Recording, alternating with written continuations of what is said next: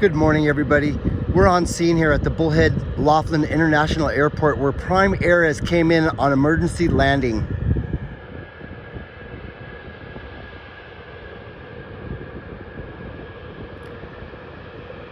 We don't know the circumstances of the emergency, but we do know that they're safe on the ground.